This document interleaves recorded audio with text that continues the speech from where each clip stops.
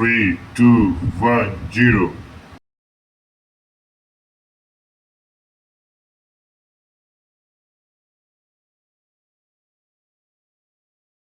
So hello my dear friends, welcome back to Shri room learno अड्डा।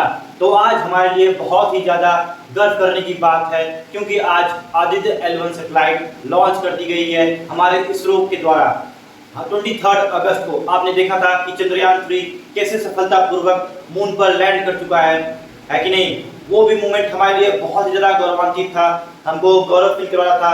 Proud to be an Indian, हमको बहुत ही ज़्यादा Indian होने पे, हिंदुस्तानी एक भारतीय होने पे गर्व महसूस हो रहा था। और उसी तरीके से आज 2 सितंबर को भी 11:50 पे जो हमारा satellite L1 Aditya L1 launch किया गया इसरो द्वारा, वो भी निकल चुका है और सफलतापूर्वक सैटेलाइट लॉन्च हुआ है। आपने देखा, हमने देखा, पूरे हिंदुस्तान ने देखा और पूरे विश्व ने देखा, और हमको एक इंडियन होने पे, भारतीय होने पे बहुत ज़्यादा गौरव महसूस हो रहा है और हम लोग कह सकते हैं proud to be an Indian. ठीक, तो चलिए आज जो लॉन्च किया गया है आदित्य L1 सैटेलाइट, उसके बारे में जान लेते हैं। देखिए, आदित्य का मतलब होता है संस्कृत में सूरज, है कि नहीं, सन, राइट। तो जो आज लॉन्च किया गया है, बहुतों को लग रहा होगा कि ये सन के पास पहुंच जाएगा और सन के बारे में ढेर सारी जानकारियां आपको देगा, है कि नहीं।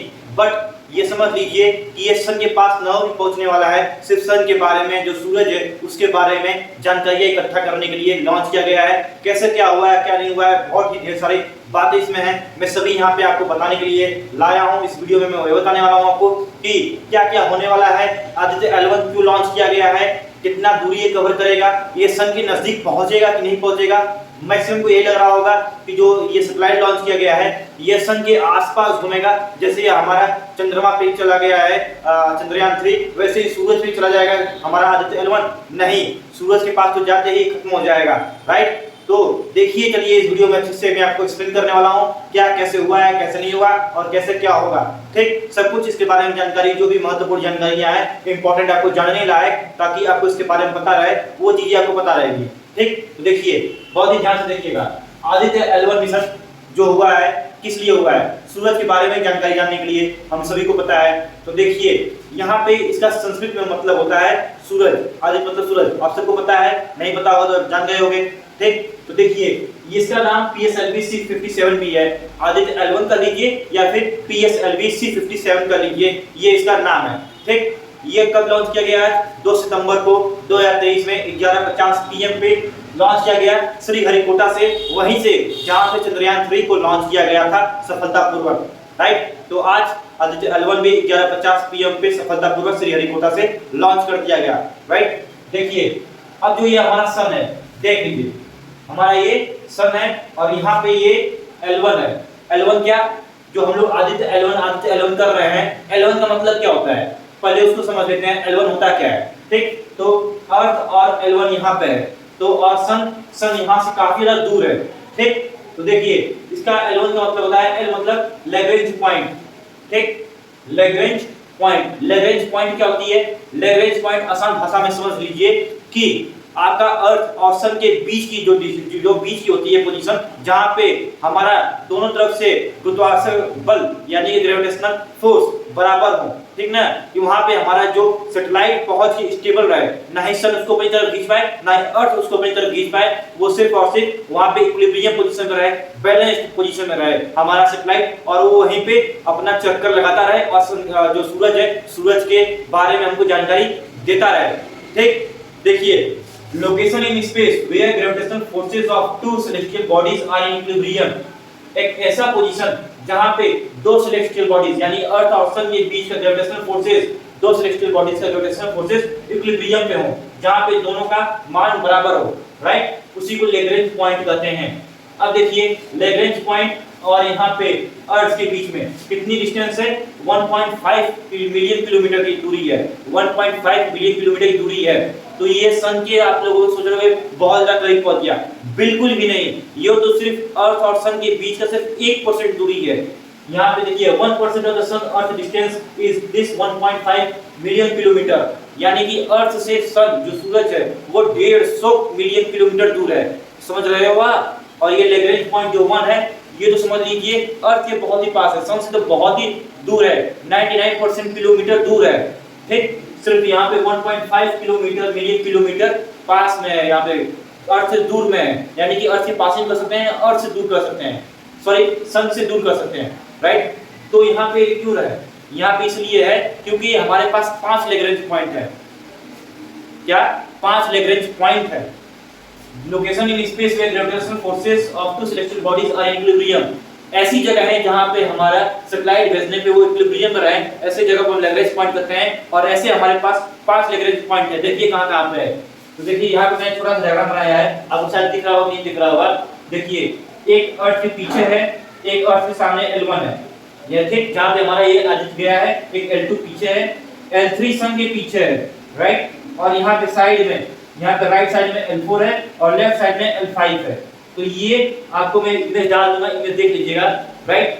तो देखिए यहाँ पे ये हमारा फोटो है, यहाँ पे आपको फोटो में डाल दूंगा, यहाँ पे मैंने थोड़ा सा ड्राइंग बनाया है, आपको शायद दिखने का होगा। बट ये 5 लैग्रेंज पॉइंट है जहाँ पे दोनों का गुरुत्वाकर्षण बल यानी ग्रेविटेशनल फोर्सेस इक्विलिब्रियम में रहते हैं, दोनों सेलेस्टियल बॉडीज के, सन और अर्थ के। तो देखिए भेजा किस लिए गया है, इसका काम क्या है, सन के बारे में जानकारी इकट्ठा करना। कौन सी जानकारी इकट्ठा करना, हम सबको पता है हमारा जो अर्थ है इसके पास एक एटमॉस्फेयर है। एटमॉस्फेयर काम क्या करता है, जो भी सन की तरफ से हार्मफुल रेडिएशंस अल्ट्रावायलेट रेज आती हैं या फिर जो भी मैग्नेटिक स्टॉर्म्स उसके अंदर उठते हैं, ठीक, और फिर बहुत ही ढेर सारी जो उसके अंदर यूवी रेज होती हैं, सोलर रेडिएशंस होते हैं, उनसे बचाता है हमारा एटमॉस्फेयर, हमारा ओजोन लेयर। तो इस एटमॉस्फेयर की वजह से जो धूल कण आते हैं, बहुत ढेर सारे रेडिएशन आते हैं, तो उनको हमारा एटमॉस्फेयर डाइवर्ट कर देता है हमारे अर्थ से। हमारा जो अर्थ का मैग्नेटिक फील्ड है उसको डाइवर्ट कर देता है, और हम सन के बारे में जो क्वालिटीज है उसकी हैं, उसमें क्या हो रहा है कैसे नहीं हो रहा है, तो उसके बारे में, उसके गैसेस के बारे में, उसके कण के बारे में, ठीक ना, हम लोग पढ़ नहीं पाते हैं उसके बारे में। जो असली जानकारियां हैं वो हम इकट्ठा नहीं कर पाते हैं, ठीक। तो उसी के लिए ये L1 पॉइंट एक ऐसी जगह है जहां पे हमारा सैटेलाइट यहाँ पे घूमता रहेगा ये, और ये जो भी सोलर रेडिएशंस और मैग्नेटिक स्टॉर्म्स सन से उठेंगे वो हमारे अर्थ के बाहर रहेगा सैटेलाइट। तो उस स्टॉर्म से और उस क्या कहते हैं कि सोलर रेडिएशन से हमारा सैटेलाइट पहले ही सारी जानकारी इकट्ठा कर लेगा कि कैसे ये सोलर रेडिएशन और मैग्नेटिक स्टॉर्म्स हैं, उनके बारे में इसकी जानकारी इकट्ठा करके हमको पृथ्वी पे भेजेगा। तो अगर पृथ्वी पे ही रहता तो क्या डिसएडवांटेज होते हैं, पृथ्वी पे रहने का मतलब होता है कि एटमॉस्फेयर होता है, और जो सोलर रेडिएशन मैग्नेटिक स्टॉर्म्स आते हैं पृथ्वी पे, वो पृथ्वी का एटमॉस्फेयर मैग्नेटिक फील्ड को डाइवर्ट करता है और हम उसके बारे में अच्छे से सन के बारे में पता नहीं लगा पाते हैं। यही रीजन है। देखिए ये मिशन कितने दिन का है, ये मिशन जो है यहाँ पे 5.2 इयर्स का है, ठीक, 5.2 इयर्स का है। तो देखिए 16 दिन इसको लगेंगे पहले अर्थ के अराउंड चक्कर लगाने में, अर्थ के ऑर्बिट से निकलने में 16 से 20 दिन लगेंगे इसको निकलने में, ठीक। और यहाँ से ये निकल के फिर उसके बाद अर्थ SOI पॉइंट क्या होता है, स्फीयर ऑफ इन्फ्लुएंस, जहाँ से ये अर्थ का अपना ऑर्बिट छोड़ेगा और यहाँ से ये इंडिविजुअली अपने से मूव करेगा, उसके बाद L1 पॉइंट तक पहुंचने की ये कोशिश करेगा। तो ये SOI पॉइंट छोड़ दिया यहाँ से स्फीयर ऑफ इन्फ्लुएंस, वहां से क्रूज फेज में जाएगा। क्रूज फेज यानी कि जहां से वो L1 पॉइंट के अराउंड यहाँ पे मूव करेगा सैटेलाइट हमारा, ठीक। तो यहाँ से क्रूज फेज में आएगा उस तरीके से, और यहाँ से सैटेलाइट ये मूव करेगा। जितनी जानकारियां मैंने यहाँ पे आपको बताई हैं, ये सब जानकारियां मैंने यहाँ से इसरो के साइड से उठाई हैं, ठीक। तो इसमें कोई शंका करने की जरूरत नहीं है, मैं आपको गलत इन्फॉर्मेशन दे रहा हूँ, सारी इन्फॉर्मेशन मैं इसरो के साइड से उठाया हूँ। यहाँ से क्रूज पॉइंट से यहाँ से घूमते हुए आएगा और इस तरह L1 पॉइंट के ये अराउंड चक्कर लगाता रहेगा, यहाँ पे 5.5 साल तक, 5.2 इयर्स तक, ठीक। यहाँ तक पहुंचने में इसको दिन कितना लगेगा, 16 से 20 दिन इसको लगेगा अर्थ से निकलने में, और अर्थ SOI एग्जिट करने के बाद, यहाँ से SOI पॉइंट छोड़ने के बाद इसको लगेंगे 110 दिन, 120 दिन लगेंगे, 125 दिन इसको लगेंगे, या फिर 110 दिन, 120 दिन जो भी इसको लगे समय के अनुसार। तो यहाँ से ये पहुंच के इस ऑर्बिट में आएगा 110-120 दिन के अंदर, ठीक। इतना आपको बात को समझ में आ गई कि कितना दिन इसको अर्थ ऑर्बिट छोड़ने लगेगा, कितने दिन में यहाँ पे पहुंचेगा L1 पॉइंट तक। L1 पॉइंट होता क्या है, लैग्रेंज पॉइंट कितना होता है, कितने लैग्रेंज पॉइंट होते हैं। आदित्य L1 को PSLV हम लोग 57 भी कर सकते हैं, राइट। तो 5 लैग्रेंज पॉइंट होते हैं। और देख लीजिए ऑर्बिट ट्रांसफर हमारा ये हो गया, ठीक, कैसे मैंने आपको बता दिया। अब 7 पेलोड्स हैं। पेलोड्स क्या, जो यहाँ पे आदित्य L1 यानी PSLV C57 के साथ रहेंगे, जो हमारा सब कुछ सन के बारे में जानकारी इकट्ठा करेंगे। 7 पेलोड्स हैं और सातों का काम अलग अलग है, समझ लीजिए इन सभी के सातों का काम अलग अलग है, ठीक। इसके बारे में, सन के बारे में जानकारी इकट्ठा करने में, जो भी सोलर रेडिएशंस आएंगी, जो भी मैग्नेटिक स्टॉर्म्स उठेंगे सन में, जो उसके धूल कण रेडिएशंस आएंगे, उन सभी चीजों के बारे में अच्छे से डिटेल हमको इंफॉर्मेशन देगा हमारा एक आदित्य L1, ठीक। इसलिए 7 पेलोड्स हैं जो कि 5 इसरो के द्वारा हैं और 2 इंडियन एकेडमिक इंस्टीट्यूशंस जो कि इसरो के साथ कोलैबोरेट किए हैं, वो 2 इंडियन एकेडमिक इंस्टीट्यूशंस के पेलोड्स हैं, ठीक, जो कि स्टडी के लिए भेजे हैं इसरो के साथ कोलैबोरेट करके, और 5 तो इसरो का है ही, तो समझ गए ना। तो ये सारी महत्वपूर्ण जानकारियां आपको थी बताने के लिए, जो कि आपको पता होना चाहिए इसके बारे में एलवन, क्योंकि वी आर एन इंडियन और हमारा जो इंडियन का मिशन होता है उसके बारे में हमको जानकारी अच्छे से पता होना चाहिए। तो आशा करता हूँ आपको वीडियो पसंद हुई होगी और आप इसको लाइक करोगे, शेयर करोगे, सब्सक्राइब करोगे और आगे इस तरह की और वीडियोस में लेके आता रहूंगा। जय हिंद।